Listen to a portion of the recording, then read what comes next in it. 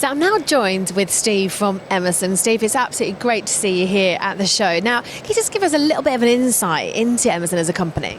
Sure, so we're Emerson. We're effectively the world's biggest automation supplier.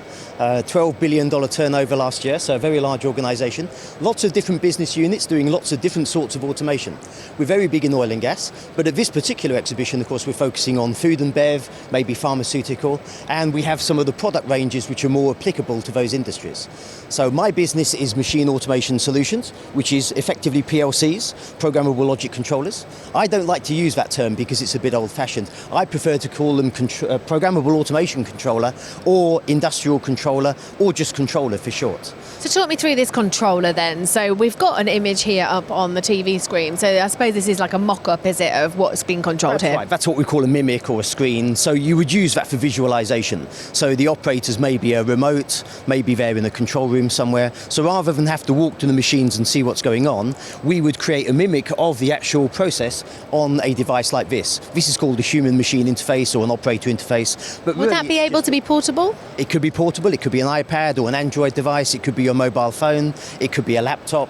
It could be a computer, in an office somewhere. So there's lots of different ways of presenting the information. It's just a pretty picture, really. My husband has it for the dryer in the potato store. Very interesting. Okay. Yeah. But anyway, carry on about the system here, because it will be quite similar, I would have thought. So we have sort of like a hierarchy. So we really start at the low level, which is the inputs and outputs. So inputs is things like push buttons, limit switches, things like sensing of the temperatures, sensing the pressures and the flows. And then they send alerts, do they? They send information via the I/O, which we have here. So the I/O devices, that actually converts the physical inputs into an electrical impulse and then into a data which comes over an Ethernet network.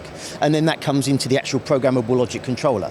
So here we've got a modular programmable logic controller. You can see it's got a backplane and there are multiple modules.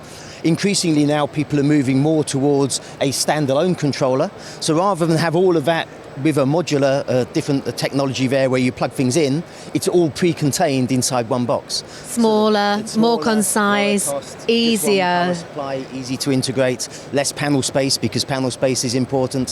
So also, I presume slightly less intimidating as well. If you, as somebody that goes and works, that looks... If you're working for a company and maybe just, because the staff are quite difficult to get at the moment, it is slightly less intimidating. Definitely. If we're talking about getting the new engineers coming out of college these days, a device like this is going to be a lot more attractive to them than something that is, to be honest, a bit big and clunky and also is more complicated to configure, because for this one, you have to tell it, what module is in one slot, how is that module configured, whereas this equipment, it's all pre-contained, so it's much easier to configure. So you're much less intimidating, you're right.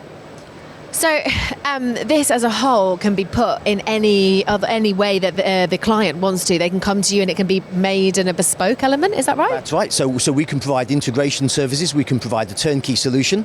More likely what happens though is we would work with a machine builder, an OEM or a system integrator or possibly the end user. They would buy the components they need, they would assemble those components into the solution they need, and then they would program it themselves using one of the standard PLC type languages. It sounds fantastic. Now, tell me about why you're here at PPMA. What is it about the show that really is very attractive to Emerson to be here? Well, we're big in oil and gas, we're big in other industries, we're not that big in the food and bev markets yet. So one of the reasons for being here is to establish our market presence in this industry and also to show all of the customers and the other people here, the other exhibitors, the range of products and equipment that we have. And what's the clientele been like? Has it been the right type of customer for you? Definitely, yes. It's been a very good show for us. We've had a lot of leads so far. Looking forward to another good day tomorrow. Brilliant. Well, thank you very much for your time and have a great rest of your show.